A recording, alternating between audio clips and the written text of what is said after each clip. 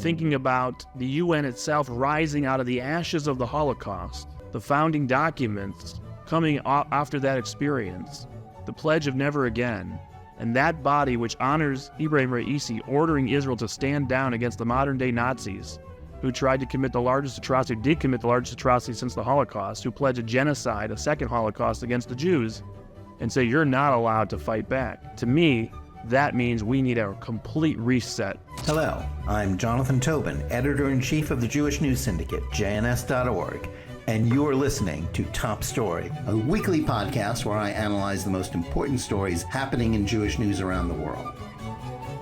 Each week, I will break down politics, foreign policy, and culture to provide insights into what is going on behind the headlines. Hello, and welcome to Top Story. Thanks for joining us. We're continuing our JNS coverage of the war on Israel that was launched by Hamas on October 7th and the surge in anti-Semitism in the United States, with a conversation about threats to the Jewish state from both Iran and the Lawfare campaign being waged by international organizations with the Foundation for Defense of Democracies, Richard Goldberg. But first, I want to remind you to like this video and podcast, subscribe to JNS, and click on the bell for notifications. I also want to remind you that you don't have to wait a full week for more Top Story analysis. There is a daily Top Story podcast where I share more news and analysis with you about the issues we're facing today. You can find the daily show under Top Story with Jonathan Tobin on the JNS channel, on Apple, Spotify, Google, or wherever you get your podcasts. You can find the latest news, including Top Story and other JNS TV content, by going to jns.org or Telegram and subscribing. And now to today's program. This week, the world paid homage to the memory of Iranian President Ibrahim Raisi, while at the same time, few protested the announcement that the International Criminal Court is preparing to indict Israeli Prime Minister Benjamin Netanyahu on bogus charges of war crimes. And that tells you everything you need to know about the moral compass of the diplomats and organizations who make up the international community. Of course, the messages of condolences for Iran were just diplomatic protocol, but the immorality of even pretending to mourn for the man who had a well-earned reputation as the butcher of Tehran and the head of the government that is the world's leading state sponsor of terrorism, while much of the international community is also working overtime to demonize Israel, is more than outrageous or an example of double standards. It's a commentary on the way both acceptance of Islamist terror and anti-Semitism has been normalized in international discourse. That acceptance of Iran and its terrorist allies like Hamas has only grown since the October 7th massacres carried out with the support of Tehran is shocking, but also a symptom of the rot at the core of what passes for diplomatic discourse. As we've seen in the past 7 months, the greatest mass slaughter of Jews since the Holocaust didn't inspire sympathy for the Israeli victims or support for the right of Israel to defend itself, or lead many in the international community to come to the obvious conclusion that Hamas is a genocidal terrorist organization that must be eradicated. Instead, it has renewed support for the cause of both Palestinian statehood as a post-war goal for the Biden administration and a statement about their indifference to what a state would mean of that sort on the part of European nations like Norway, Spain, and Ireland, who this week declared their recognition of Palestine. This despite the fact that there is no such country currently in existence, and that the intended objects of their sympathy have shown again and again that they have no interest in such a state, so long as it means living alongside Israel, no matter where its borders might be drawn. Yet it would be a mistake to think that the normalization of Iran and the effort to isolate and make Israel into a pariah state is merely about Israel. The efforts of the ICC bode ill for the United States and its efforts to defend itself either abroad or at our own borders. If Israel's sovereign rights can be erased, and Jews are told that they must accept being the victims of terror without the ability to respond, does anyone think that this same standard will not be applied to the United States? The rise of woke ideology that seeks to delegitimize America and its history as irredeemably racist naturally also seeks to treat Jews in Israel as being white oppressors who deserve to be decolonized. The threat to Western civilization that is playing out on American college campuses is not just the excuse for a surge in anti-Semitism, but also a war on America. All this leaves us wondering, what's the next step for Israel and the U.S. in an international diplomatic environment that is so toxic? And what does the death of Iran's president and the possibility of further instability in Tehran mean for its ability to aid and foment terrorism in the Middle East and elsewhere? To discuss this, we're fortunate to have with us today one of the leading thinkers about the threat from Iran and Islamist terror.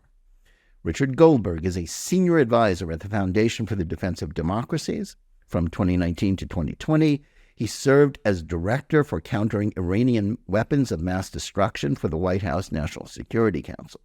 He previously served as chief of staff for the governor of Illinois and deputy chief of staff and senior foreign policy advisor to former U.S. Senator Mark Kirk of Illinois.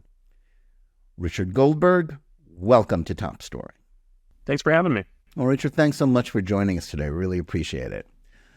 I want to start by asking you what, if any, impact will the death of Iran's president mean for that regime and its efforts to extend its influence over the Middle East and to foment terrorism? Is this further reason to worry, or is it just a transition from one butcher to someone who will be largely more of the same?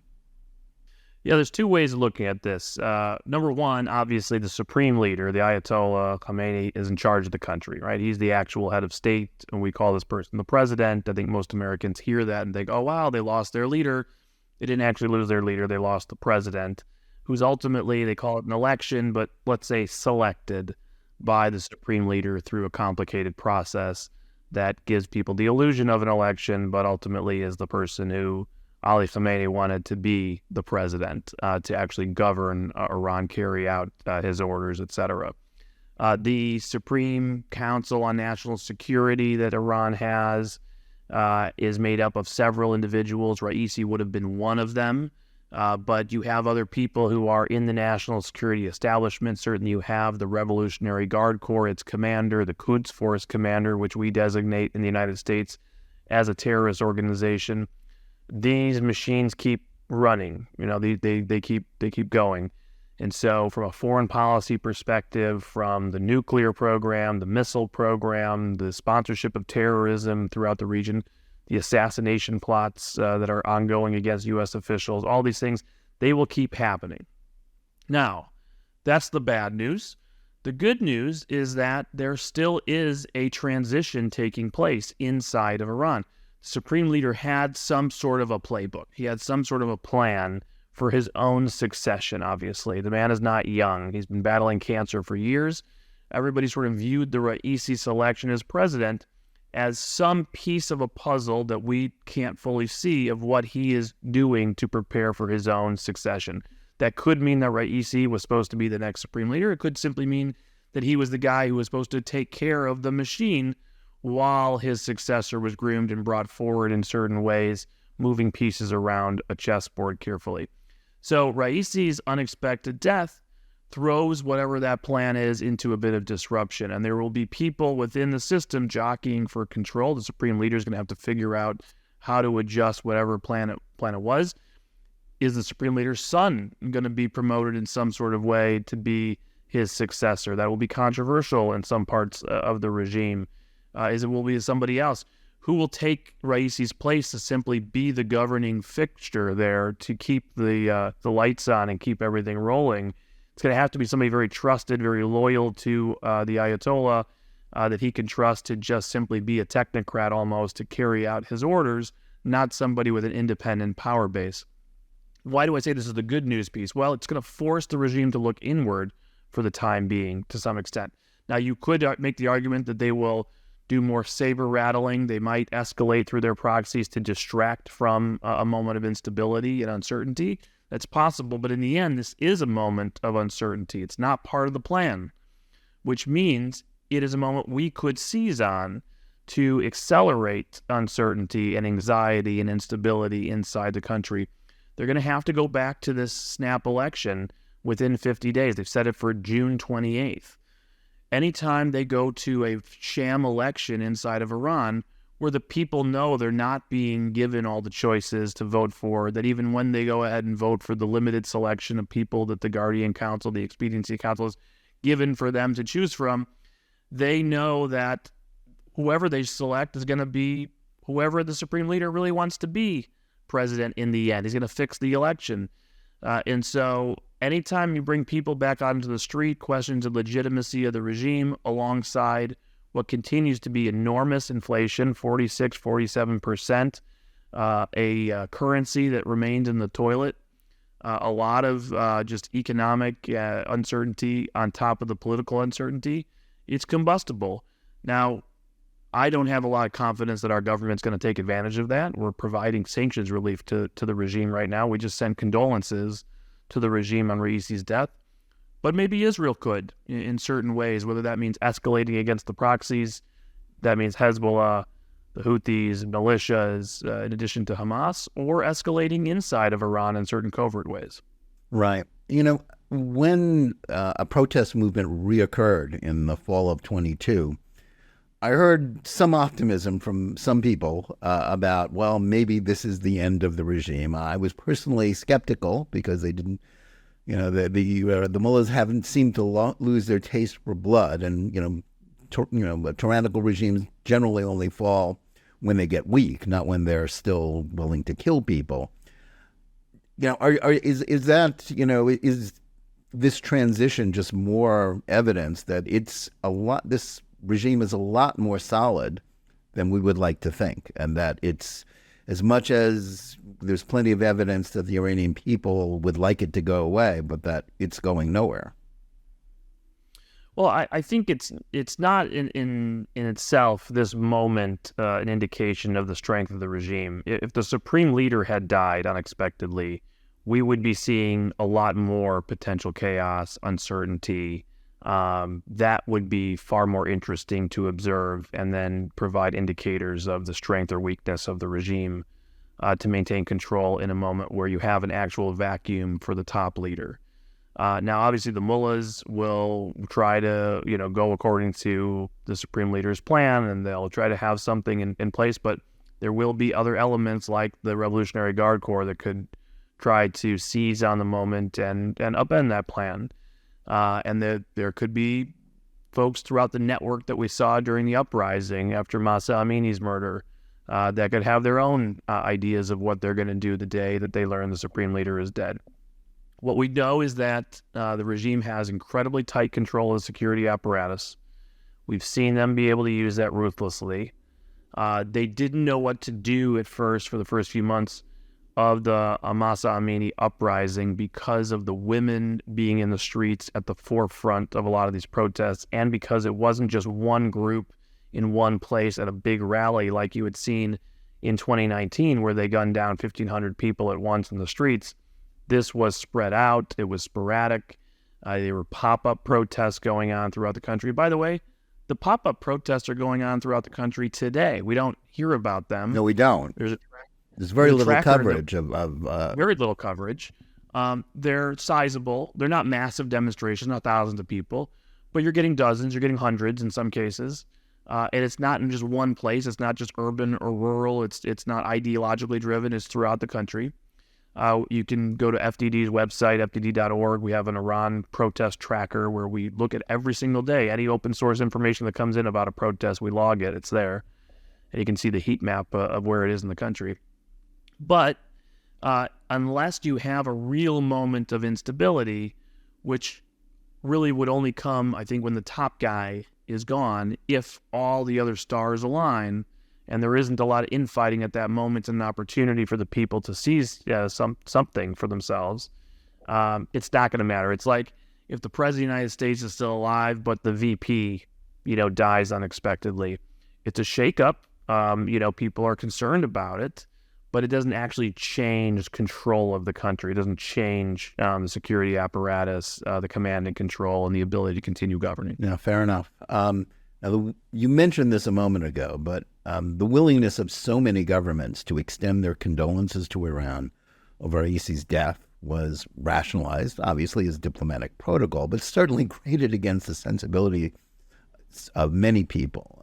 Should we really be lamenting this? Even the prayer of the chaplain of the U.S. Senate as evidence of how much a rogue regime has been normalized since Obama and now the Biden administration's push for a rapprochement with Tehran, or is this just a minor detail about really a much bigger problem? So I definitely want to separate certain kinds of condolence activities and people who should know better versus people who don't know any better. I think that's also a good distinction. When the White House issues a condolence for a man like Ibrahim Raisi, a mass murderer, who, by the way, until the day of his death, was overseeing plots to hunt down and kill former U.S. officials, kill and kidnap American citizens off of U.S. soil. Ongoing plots today, assassination plots against Mike Pompeo, Brian Hook, John Bolton, and others. I mean, the idea that you would mourn this man as he's trying to kill Americans every day is outrageous, let alone the thousands of Iranians he's killed. But when you send out that message, even if in Jake Sullivan, the National Security Advisor's mind, and Tony Blinken's mind, and Bill Burns, the CIA director, hey, let's just do a boilerplate condolence just so we signal to the regime it wasn't us. There's no hanky-panky going on. We don't want to really, anger them too much. We don't want them to escalate because we celebrate his death. This is how they rationalize, I'm sure, in their own minds, and sending this sort of condolence card. Okay, even if I accepted the premise of all of that, the American people, a random pastor in the U.S. Senate, who has no real idea, clearly, of what's going on in the world, sees the White House issue a condolence. Oh, well, let's issue a condolence. Oh, it's very sad. A man went down in a helicopter crash. That's sad. Let's have a moment of silence. I should have known better. It was disgusting. It should never happen in the U.S. Senate, but it shouldn't have happened from the White House because they're not educating the public of who this was and why it happened. And by the way, when Kim Jong-il died, we didn't, send condolences. We noted it. That was the official position of the White House. We noted it. We're monitoring. That's how you react, if you're concerned about provocations, or you just say you're noting it. You don't have to send condolences. Crazy. Now, let me separate that from what you've seen at the United Nations. And I think it's really important because obviously we've now seen the International Criminal Court, threatening the arrest of Israeli officials. And now more recently, the UN's own court, the International Court of Justice, handing down this decision to order Israel to halt operations in Rafah, which are intended to put pressure on Hamas to get the hostages back. And then suddenly say, oh, and by the way, we just can't believe the hostages haven't been released yet, at the end of their order. This is the body that decided to have a moment of silence at the UN Security Council for Raisi, which the U.S. ambassador took part in, and then to lower the flag of the United Nations to half-mast in condolence, in signaling, their sadness over his death.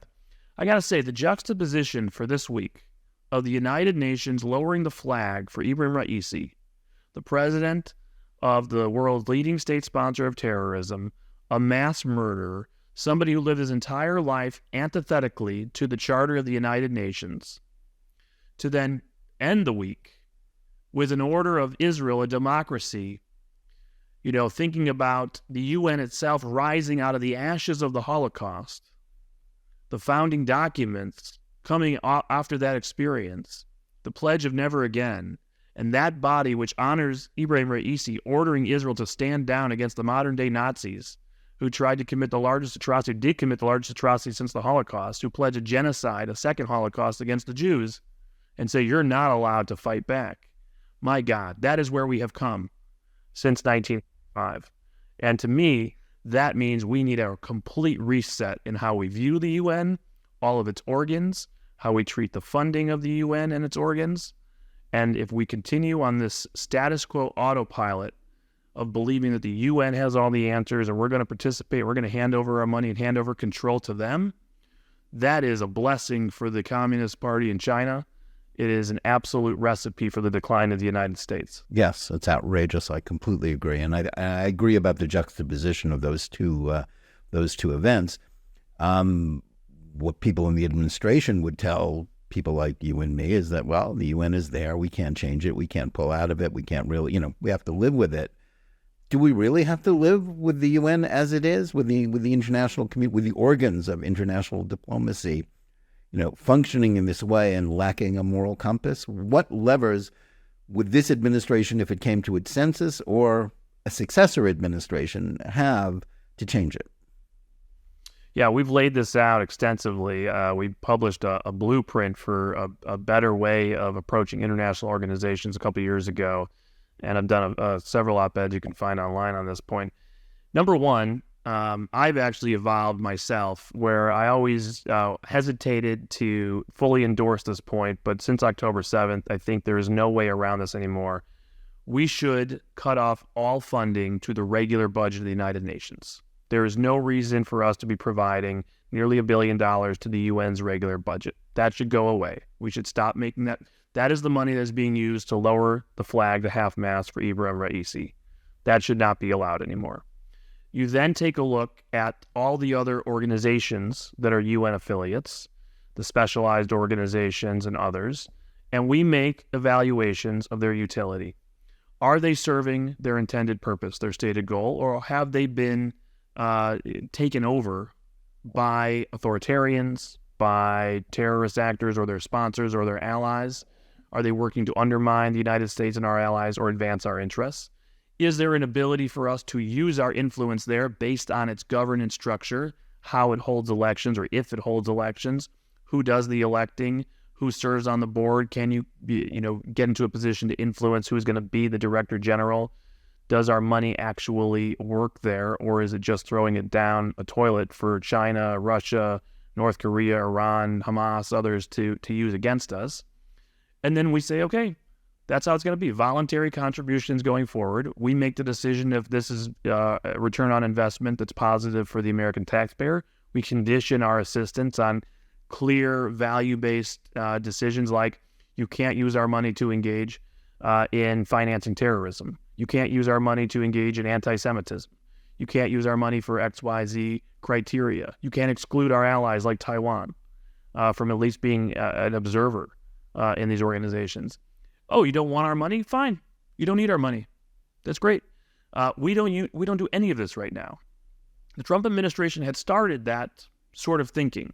You think about UNRWA, you think about the UN Human Rights Council, you think about the World Health Organization, how the Trump administration laid out criteria for reform. There was a failure to meet those criteria, and we picked up sticks and left. And we said, well, we're not funding this anymore until we have a serious conversation about overwhelming fundamental reforms. And here's how. Now, by the way, had we stayed with certain driving towards not funding these organizations and demanding reforms, and then working with allies who were like, well, we don't want to carry the burden. The U.S. is a quarter of the budget for most of these organizations. We don't want to have to carry that burden. So, let's talk to the U.S. about how we can meet their concerns. That's how you gain leverage. That's how you make change. And there may be organizations like the UN Human Rights Council you can never change. It's rigged. They elect from the General Assembly, secret ballots. Human rights abusers are allowed to be elected and sit there. It's never going to change. We don't have any control once you're inside. It's all up to the majority of the Human Rights Council.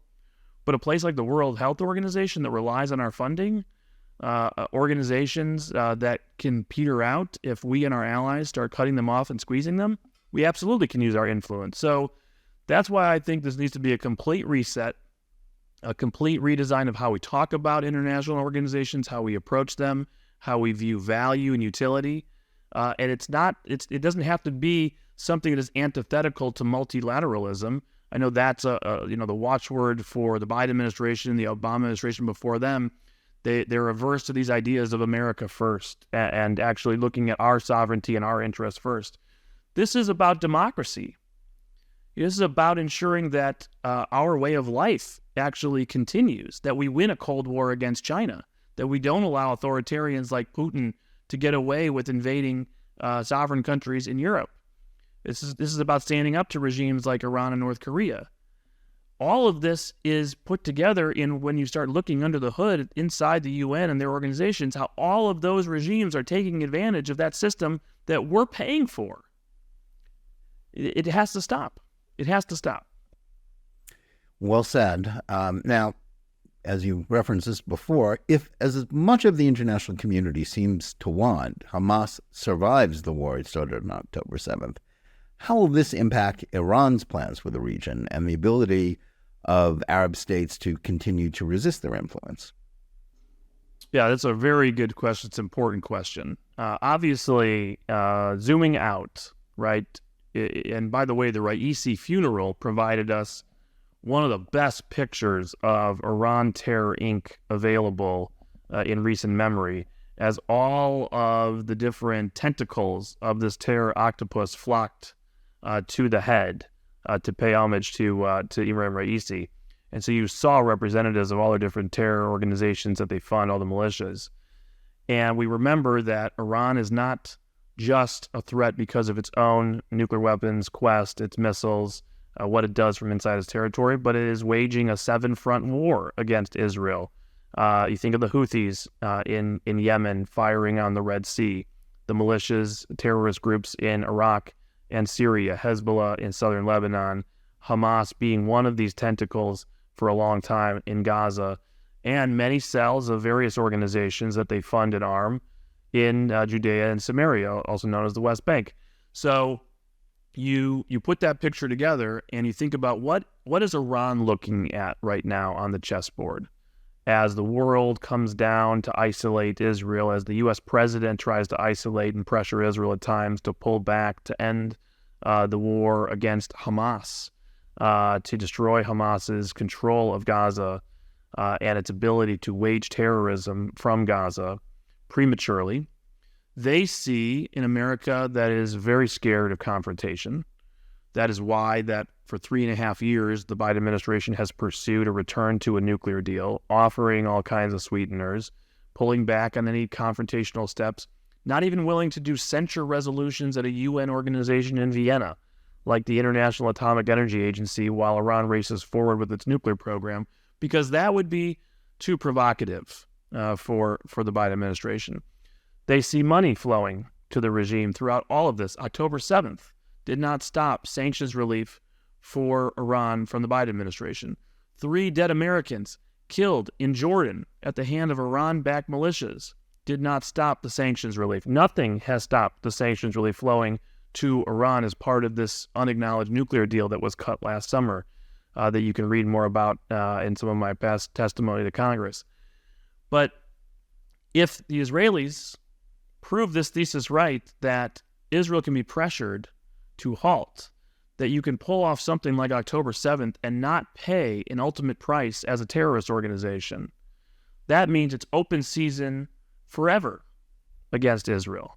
From the north, especially from Hezbollah, a threat 10 times as large as Hamas ever was, 200,000 missiles and rockets and drones and other capabilities that we've seen just the tip of the spear of, just the tip of the iceberg of in the last few months.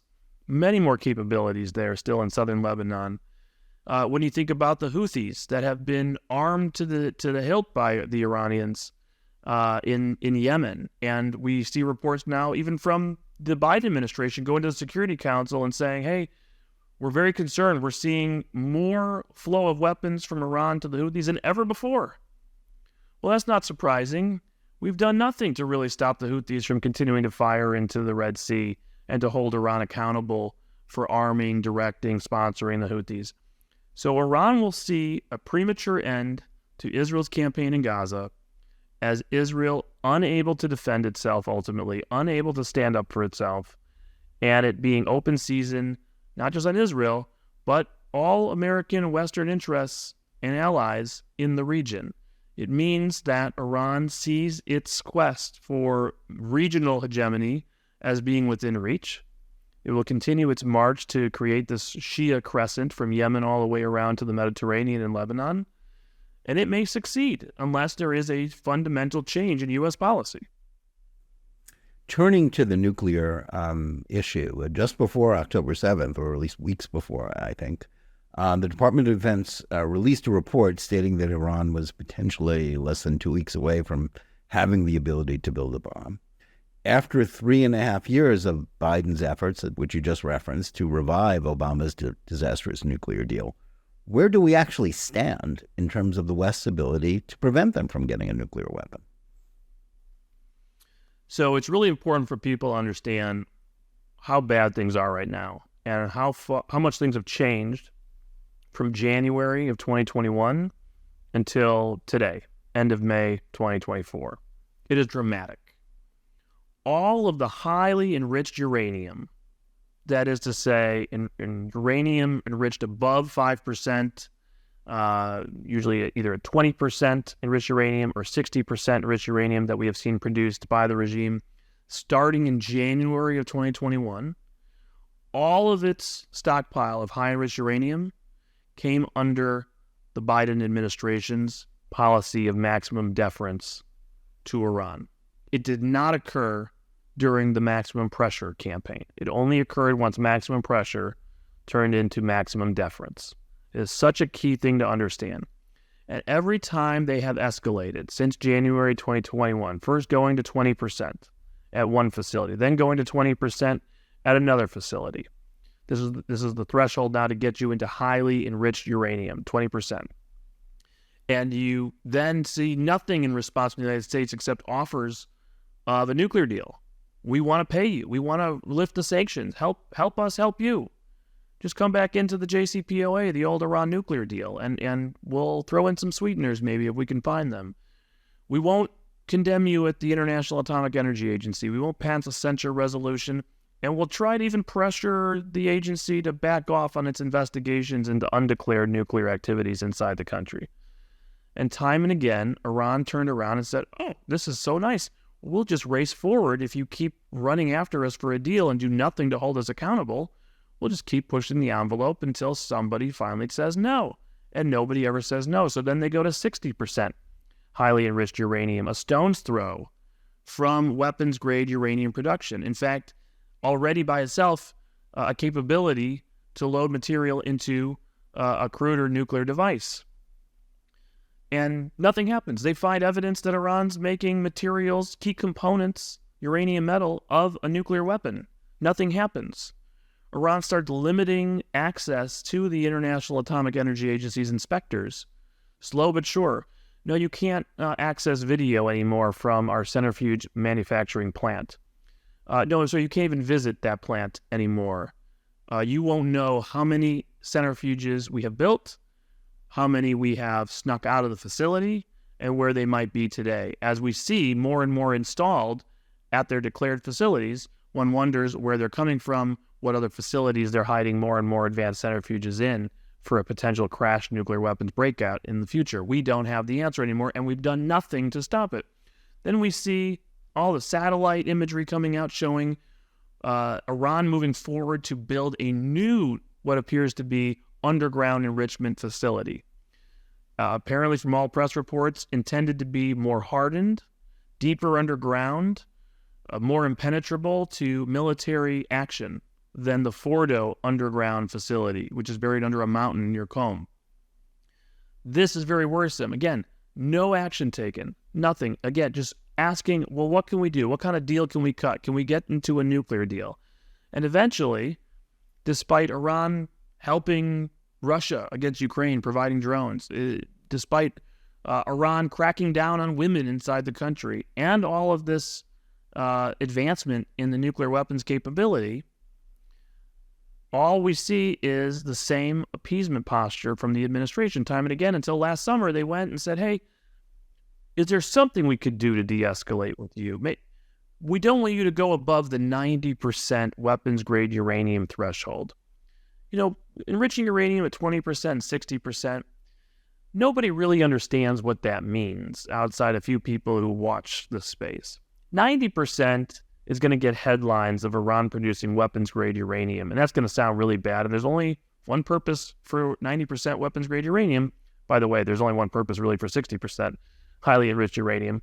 It's just to be prepared to go to 90%. But the idea that once they cross that threshold would politically be impossible for the Biden administration to ignore. Everything that they haven't done so far, they'll have to do, and then some, meaning potential military action as well. So help us help you. we'll open more cash spigots. We'll provide $10 billion in sanctions relief out of Iraq. We'll do a deal on hostages for $6 billion out of South Korea. We'll let your oil flow to China without any crackdown from U.S. sanctions. You'll get billions and billions and billions out of that. Just stay below the 90% threshold, and please don't send ballistic missiles to Russia. Just keep it at the drones. And if you could, try not to attack U.S. persons in the Middle East. And then October 7th happened. And you would have thought, wow, they certainly didn't get the message. This deal didn't work out too well for us. And the money never stopped flowing. The sanctions waivers never stopped. They had a pause on the $6 billion for the hostage deal immediately because it was in the news back then. But they didn't stop the $10 billion. And of course, so long as Iran has the $10 billion to draw on, they don't need the $6 billion for now. And they never stopped the oil from flowing. And then they started killing Americans with 3 dead Americans in Jordan. And we didn't change the policy. So Iran today is, let's say, 4th and inches at the goal line, ready to cross at a time of their choosing into a nuclear weapons state. We have to assume they are working on the weaponization piece in secret somewhere. We're not assuming that is bad for us, because we will be surprised one day. They have the material, they have the capabilities, they certainly have the delivery vehicles. The weaponization piece is the one thing that is very hard to detect, and our intelligence community cannot tell us today, has told us they have no evidence of weaponization.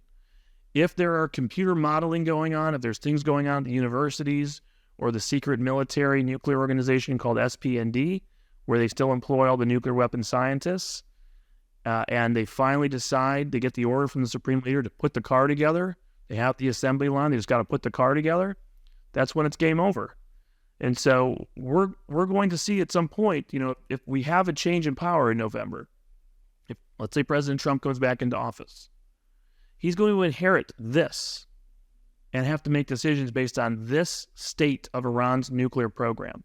And we know that the Biden administration's preferred solution is just appeasement. Right. Well, the crisis has gotten so much worse over 3.5 years of appeasement, just means we got to offer them more. They can never think in terms of actually confronting. It's only about accommodating. Right. Well, that leads naturally to the next question, which is, at this point, after that very sobering analysis, can sanctions on Iran or anything else that you can think of, whether applied by a sobered up Biden or a potential second Trump administration, really do anything to reverse the progress that Tehran has made since 2020, or from getting a bomb whenever they want to? So a couple things. Number one, sanctions alone is not a strategy. It never has been. It is a tool. It is one of many tools that can be used, and it can be a very useful tool. In this case, it's a tool to deny the regime resources, dry up their access to funds. It was used very effectively in the maximum pressure campaign, trying to drive their revenues down as fast and as hard as possible. And we saw it work. Their budgets went down. Their terror budgets went down. They had less money available. They had to start making decisions. Now, they were not as far along on the nuclear weapons side as they are today. And so the question, of course, would be, if you just think you have the time, the runway, to try to starve the regime and bring it to its knees again, which could take a significant amount of time you may not have if they decide to counter by rushing to the nuclear threshold, then you are obviously going to confront a military problem at some point and with a military solution. On the other hand, if you see sanctions as one tool to deny them the resources to squeeze the regime, while always having some sort of credible military threat on the table to ensure that Iran actually believes you're willing to use military force, which they don't believe today. They're afraid of American military power. They're just not so sure we'd use it. They hedge when they think it's possible. Even if it's a 10% chance, you see them make decisions differently. But when they believe the U.S. is running in the other direction, that's when they push the envelope. If they perceive that if they are detected that we will use military action, you have space to use the sanctions effectively, along with political pressure and whatever maximum support we can provide to the Iranian people to further destabilize and pressurize the regime from within. And then, of course, empower Israel and others to go after the proxies, start cutting off the tentacles of the octopus and roll Iran's control of the region back within its borders. Ultimately, we are going to have to consider the fact there need to be military action against the nuclear program in the next 4 years. I think that is quite likely, quite frankly. And the regime needs to know that we're serious about it and willing to do that. Because if you think the Middle East is on fire today and its impact globally with an Iran that's just threatening to acquire nuclear weapons, you won't believe what the world will look like if this leading state sponsor of terrorism actually has nuclear weapons. This is absolutely a U.S. interest in denying this. It's not just about Israel. It's about the United States. Look what the Houthis can do to shut down commerce in the Red Sea, and Iran doesn't even have nuclear weapons behind them. So these are things to think about. China, if we're going to be in a Cold War with China, and it is our number one threat as the United States, and China depends on energy from the Middle East. And that means the ability potentially in a conflict with China to interdict their flow of energy resources.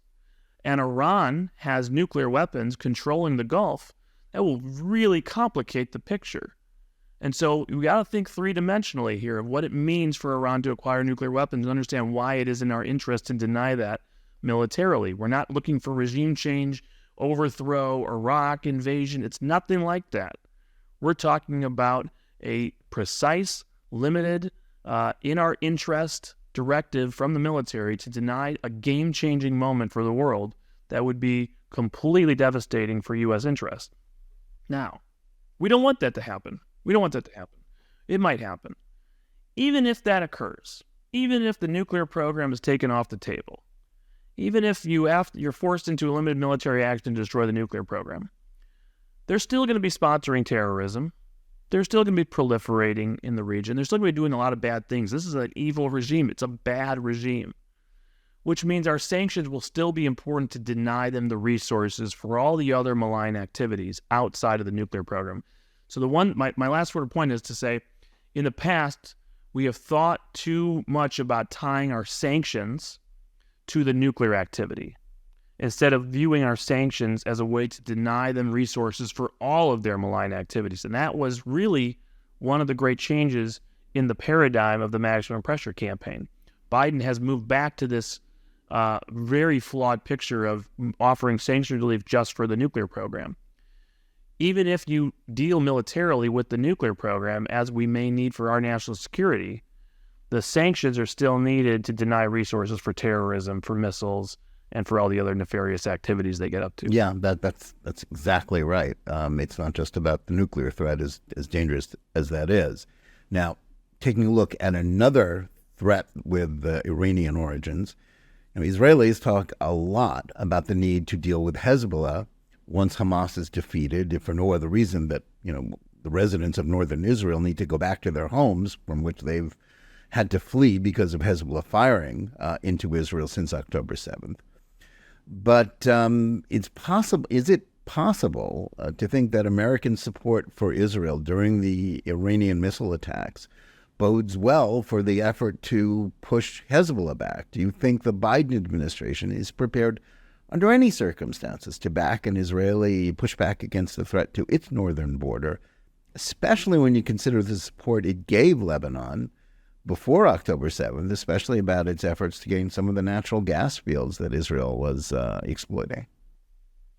Yeah, it's pretty clear to me that since October 7th, probably October 8th to be precise, President Biden has very personally, and all of his senior officials, been putting pressure on Israel not to escalate in any way against Hezbollah and let Hezbollah have its way and try to maintain, let's call it a low to medium level state of war that forces the evacuation of nearly 100,000 Israelis from northern communities, de facto shrinks the size of the state of Israel, and allows Hezbollah to rain terror down on Israel while maintaining all of its capabilities to rain terror not just on northern Israel, but throughout the state of Israel, given the ranges of its capabilities that it's been provided by Iran over the last 17 plus years since the last Second Lebanon War. So understanding the threat that Israel faces is very important, and then understanding what the Biden administration's strategy is also very important to understand why it is making it even more dangerous, precarious for Israel at the moment. Hezbollah, as I mentioned earlier, 10 times at least the threat of Hamas ever before October 7th. What do I mean by that? In size of force and in size of capability. We're talking about several thousand special forces that have operated in or around Israel's northern border in the past, but also tens of thousands of regular forces as well deployed in southern Lebanon. These are people who can immediately take off their uniforms if they're even wearing them and blend into civilian populations where they live.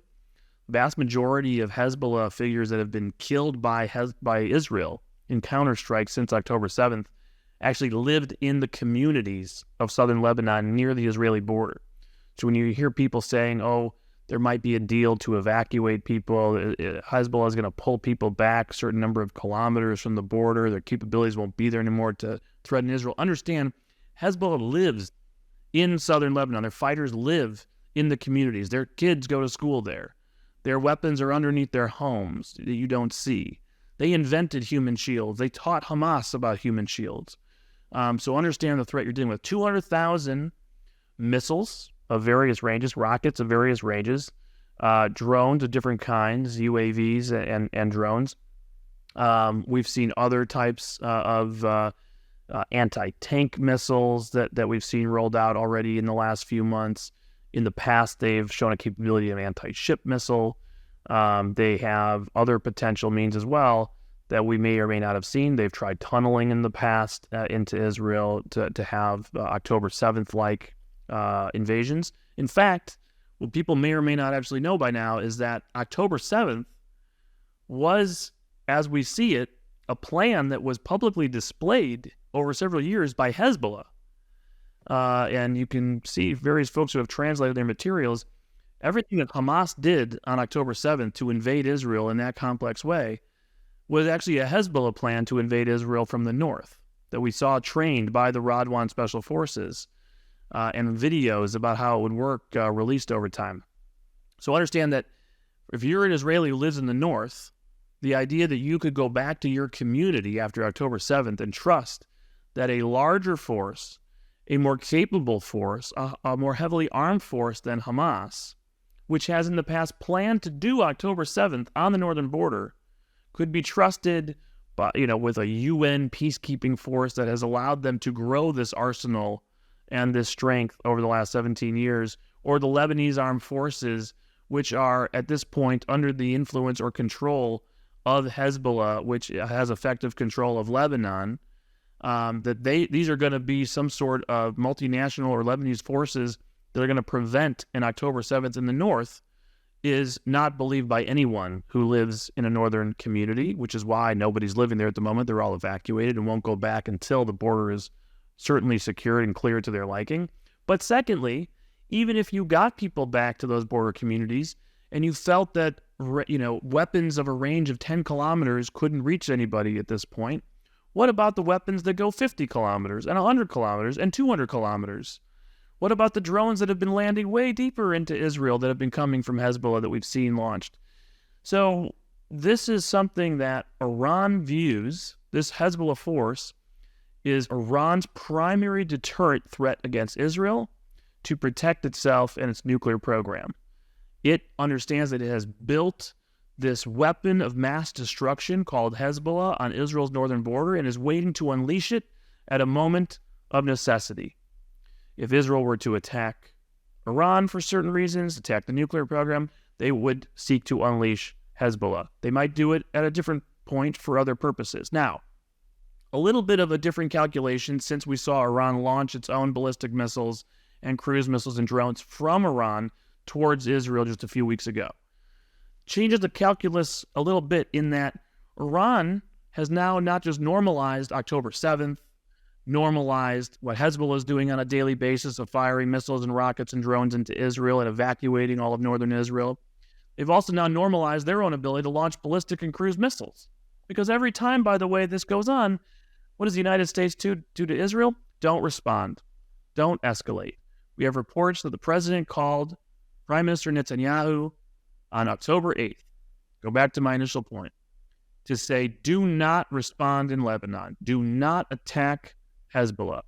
There was a plan to launch a surprise attack on Hezbollah in the moments after October 7th. They were seeing a buildup of forces there. They thought that there was going to be a second front opening. And Hezbollah would not be ready for a major onslaught. And Hezbollah being the larger long-term threat, it would make more sense to do immense damage to Hezbollah immediately and then focus on Hamas in Gaza. The president said, no, I will not support you on that. I'll support you against Hamas. I will not support you against Hezbollah. And the prime minister and the cabinet decided against doing that. We have seen the president now deploy his senior advisor, Amos Hochstein, for negotiations for months, where he's talking to the Lebanese. Again, the government is effectively controlled by Hezbollah.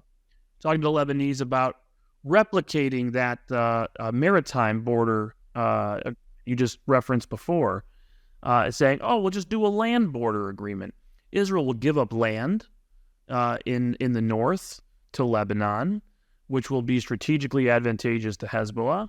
Hezbollah will agree to clear its forces 10 kilometers, maybe 20 kilometers. The Security Council resolution says no Hezbollah operating south of the Litani River. They're not going to get that. So they're saying, maybe 10 kilometers. Again, people take their uniforms off. They go back home into the communities inside this area. Their weapons are beneath their houses. Nobody's actually left. The threat's still there. But all the long-range missiles are still there. But that's going to be the deal that they want. But they can't get that deal in the north until they get the deal that they want in the south. What is the deal that the Americans want in the south? Israel to halt the campaign, a permanent ceasefire. Because then Hezbollah declares victory. Hezbollah says, look, we supported our Hamas brothers. We supported the axis of resistance. Our war in the north helped bring Israel to its knees and stop and help Hamas win.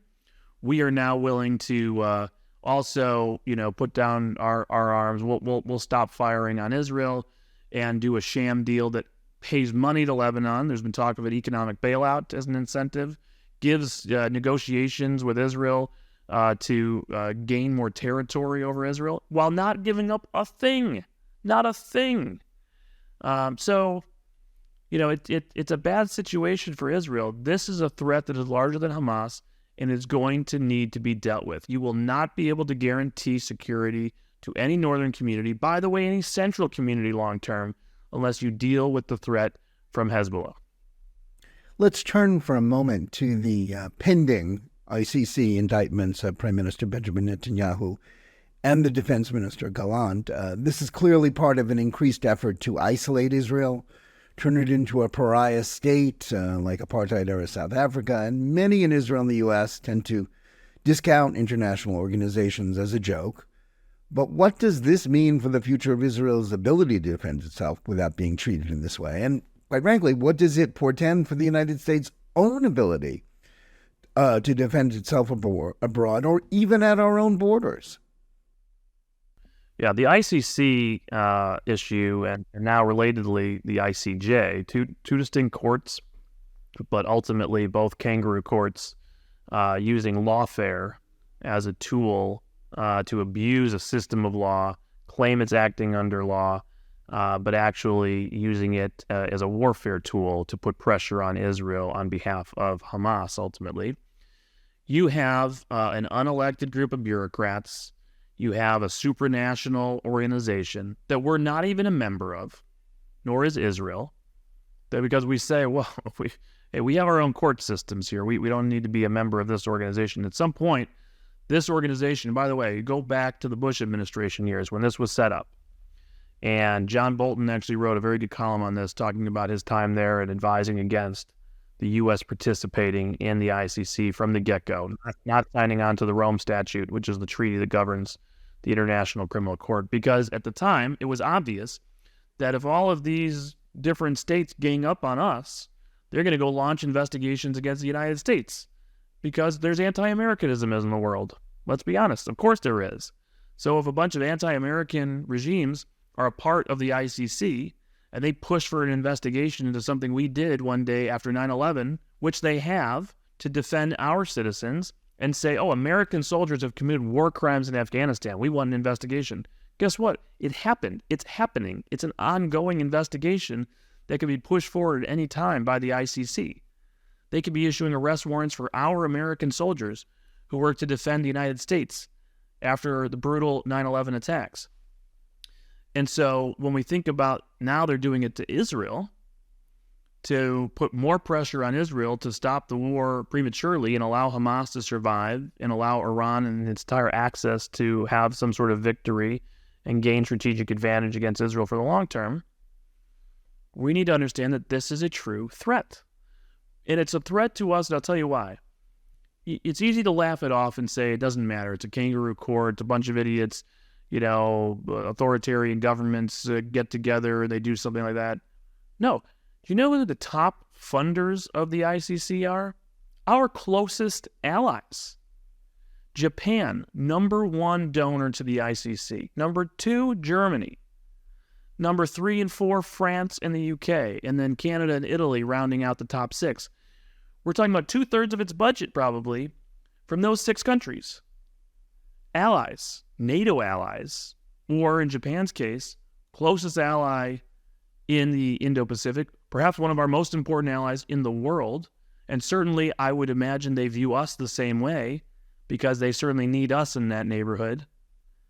And the idea that Japan would put U.S. soldiers at risk, while U.S. soldiers are used to defend on a daily basis and deter instability, aggression by China, by North Korea, in the Indo-Pacific, that they're going to allow this to happen to another democracy that's a part of the democracy club fighting authoritarians, terrorists, and their sponsors, like with Israel, is completely disconnected, which means that China, North Korea, Iran, Russia, all of these actors can celebrate because democracies are the ones sabotaging democracies, not authoritarians. We can take on authoritarians that try to sabotage us if we stick together. We fought an entire world war over it. And we won. We fought a Cold War, and we won. But now democracies are partnering because they've lost complete moral compass. They are morally bankrupt to be financing this. And I believe that it's our responsibility to bankrupt these organizations and put the screws to those allies and educate them and say, hey, we're not allowing you to sabotage fellow democracies under attack at war. What is going to happen when it's you? What's going to happen when your threat that you care about, whether it's Russia and Europe for the UK and France, whether it's China or North Korea for Japan, what's going to happen when it's you on the hot seat and you're looking at us and other democracies to come to your defense?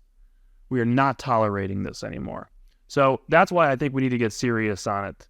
And then on the ICJ, which is related, it's separate. I mean, this is more of the UN joke extended. Right? It's not an invented new club like the ICC. It's an extension of the existing broken club. And you can look at the list of justices on the ICJ. There's a Chinese justice.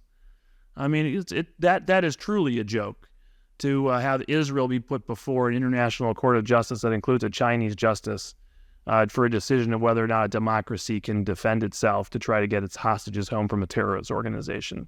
So these things do matter because, I'll give you some concrete examples. People think the UN Human Rights Council doesn't matter, right? Like, who cares? Cut it off, just stop the funding, walk away. Oh, who cares about these UN stuff or the ICC or the ICJ? There are, unfortunately, elements of our society that take this stuff seriously, and it injects itself into the economy. An example I was going to give you is ESG, the Environment, Social Governance Movement. There's a whole industry now about putting billions, about trillions of dollars into ESG-friendly investments, pressuring corporations of where they put their money, pressuring investors where they put their money, etc. We have seen this at Morningstar, which finally cleaned up its act under a lot of pressure from states using their anti-BDS laws. We're seeing it now at MSCI. People don't realize that. MSCI apparently doing this to Israel right now. They take all of this body of quote-unquote evidence from independent quote-unquote sources of human rights and law, and they say, look, Israel should not be a place for investment. We got to cut them off.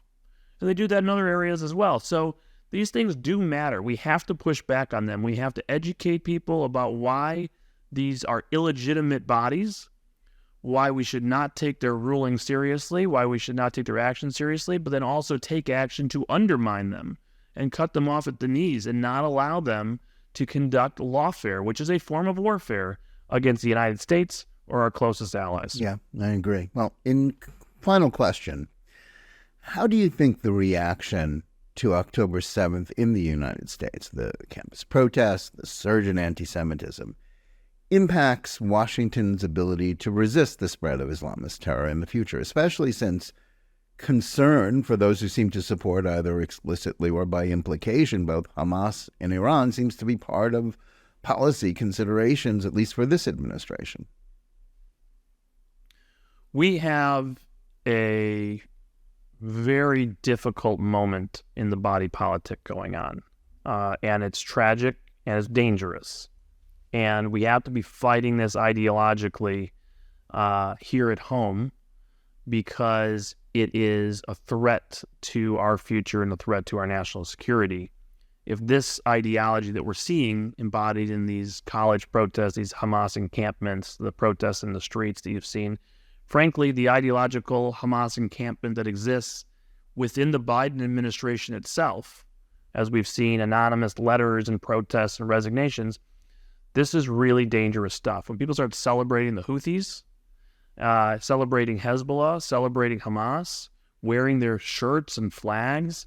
You saw at Northwestern University, one of the people at the encampment walking around with a sweatshirt with the face of Abu Ubaidah, the spokesperson for Hamas. You've seen at other major universities flags for Hezbollah, chants for the Houthis. I mean, these are dangerous, evil organizations that seek to kill us all. And by the way, they don't subscribe to progressive ideologies. It's outrageous. What has happened here? What is going on here? What has happened is the old Marxist ideologies and the Cold War era view of Zionism as racism, which is a Soviet invention, along with the Marxist ideologies of liberation theory, which is connected to critical race theory, which we've seen pushed into the classrooms, liberated ethnic studies, right? Curriculum. You saw the state of California mandate that for its classrooms. Big fights, litigation is still going on. Other school districts trying to push this in quietly. Programs for teachers to educate them on ethnic studies using these liberated ethnic studies curriculum. This is an ideology that, if you allow this piece of it to come in, says to them, okay, well, there has to be an oppressor and an oppressed. And what the Hamas network in America reconstituted, Holy Land Foundation and others, people who pop back up with new brands, new names, with the same people over the last 20 years, what they've done is strategically place themselves inside these intersectional, progressive, left-wing, socialist, Marxist communities so that they ensure that they are adopted as one of the oppressed within this ideology. And therefore, if you are going to be in a progressive circle, you can't just be for LGBTQ rights. You can't just be for Black Lives Matter. You must be for the liberation of Palestine and the erasing of the Zionist enterprise.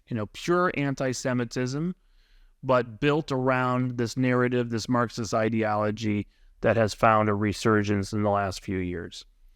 This is very dangerous. If that becomes a guide for our domestic policy, our foreign policy, it is our demise. It is the Corbynization of America, and it has to be stopped. And I don't believe most Americans believe in it. I think quite the opposite. The vast majority of Americans reject this. They see what's happening. They don't like it. And we should put it front and center for a national debate because it needs to be rejected. We should come out of a national election believing we have rejected this ideology, that it played a part in losing an election, not winning an election. That is how you defeated Corbyn in Britain. It's how it will have to be defeated here in the United States. Yeah, well, I think that is well said and states the threat very clearly.